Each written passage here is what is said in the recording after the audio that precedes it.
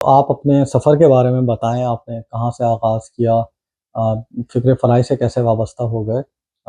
اچھی خاصی آپ تقریر کرتے ہیں، تو بہت اچھی تقریریں کر کے جو ہے وہ بڑے اچھے پیسے کما سکتے تھے۔ یہاں پہ تو کوئی بہت زیادہ ڈونیشنز بھی نہیں ملتی، نہ کوئی بہت زیادہ فالوورز ہیں۔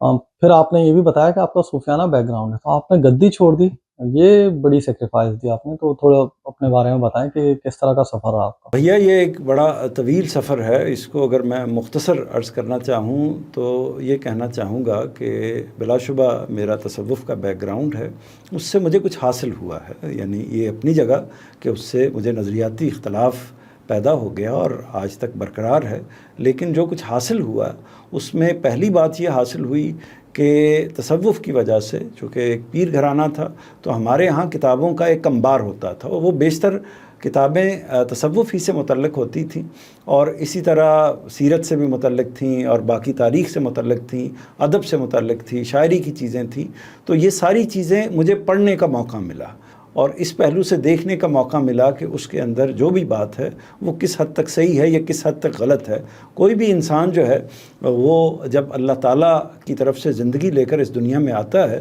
تو وہ ایک صحیح فطرت پر ہوتا ہے، میں ہوں، آپ ہیں، ہر شخص صحیح فطرت پر ہوتا ہے، اور اگر کوئی چیز اس کو غلط محسوس ہو تو وہ اس کے اندر ایک سوال خود بخود پیدا ہونا شروع ہو جاتا ہے۔ تو یہ چیزیں پڑھتے ہوئے میرے اندر سوالات بھی پیدا ہوتے رہے، لیکن میں یہ سمجھتا ہوں کہ اس میں سب سے بڑا کنٹریبیوشن جو ہے میری زندگی کو بدلنے کا، وہ میرے استاذ مکرم جناب محمد نظر صاحب کا ہے، بلکہ اگر میں یہ کہوں کہ مدرسہ فراہی اور استاذ غامدی صاحب تک مجھے پہنچانے اور ان کو متعارف کرانے کا جو کنٹریبیوشن ہے، تو اگر یہ سوال کیا جائے تو وہ کس کا ہے، تو وہ میرے استاذ جناب محمد نظر صاحب کا ہے۔ وہ اگرچہ سائنس کے استاد تھے لیکن اردو ادب کے غیر معمولی ایک طرح سے ماہر بھی تھے، اس کو جانتے بھی تھے، اور اسی طرح مذہبی علوم سے بھی وہ بہت غیر معمولی طور پر واقف تھے۔ عام طور پر جب وہ کلاس میں آتے تو چونکہ ان کی مسلسل کلاس ہوتی تھی، 9th 10th میں نے ان سے پڑھا ہے، تو وہ اس میں آغاز کچھ نہ کچھ بات سے کرتے، عام طور پر تفسیر سے کوئی چیز وہ ہمارے سامنے رکھتے اور ایک ابتدائی طور پر تھوڑا سا درس اس کا کہہ سکتے ہیں کہ دے دیتے۔ یہ روز نہیں کرتے تھے، کبھی کبھار وہ اس کا اہتمام کرتے تھے، تو اس سے ایک ذہن کھلنا شروع ہوا۔ پھر خاص طور پر جو ہمارا تصوف کا معاملہ تھا اس میں انہوں نے بعض سوالات اس طریقے سے سامنے رکھے کہ وہ سوالات ذہن میں پیدا ہونے شروع ہو گئے، یعنی عقائد کے حوالے سے بعض سوالات، وہ اعمال جو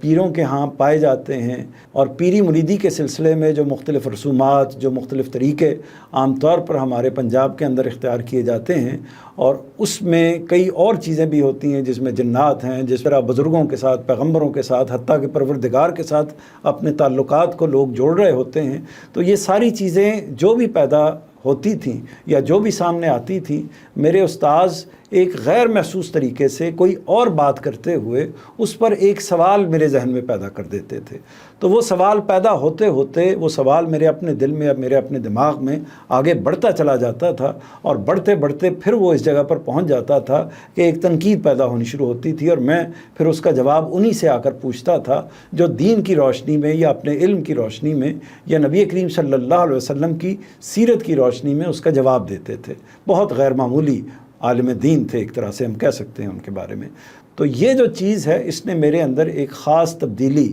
پیدا کرنی شروع کر دی، اور میں نے ابتدا ہی میں ایک طرح سے 9ویں 10ویں 11ویں کلاس ہی میں اپنے والد سے علمی اختلاف کرنا شروع کر دیا۔ وہ علمی اختلاف کا سلسلہ چلتا رہا۔ میرے والد نے بھی اس معاملے میں کوئی ایسی کنفرنٹیشن نہیں کی، یعنی انہوں نے ایسے نہیں کیا کہ مجھے کوئی رد کر دیا ہو، سنب کیا ہو، بلکہ وہ ان سوالات کو سنتے تھے، بعض اوقات مسکرا بھی دیتے تھے، کچھ جواب بھی دے دیتے تھے، لیکن ان کا خیال یہ تھا کہ ایک تدریج کے ساتھ یہ شخص خود بخود اسی جگہ پر پہنچ جائے گا جہاں پر وہ خود کھڑے ہوئے ہیں، لیکن نتیجہ مختلف نکلا۔ اب جہاں تک میں آخر میں آتا ہوں، بات ورنہ لمبی ہو جائے گی، جہاں تک استاذ گرامی کے ساتھ تعلق یا ان کے فکر کے ساتھ متعلق ہونے کا معاملہ ہے، تو اس کا سبب بھی یہی ہے کہ چونکہ دین کے ساتھ، مذہب کے ساتھ ایک تعلق پیدا ہو گیا، کچھ سوالات پیدا ہو گئے مذہبیات کے حوالے سے، تصوف کے بیک گراؤنڈ کے اندر وہ سارے سوالات جو پیدا ہوئے، ان سوالات نے یہ تلاش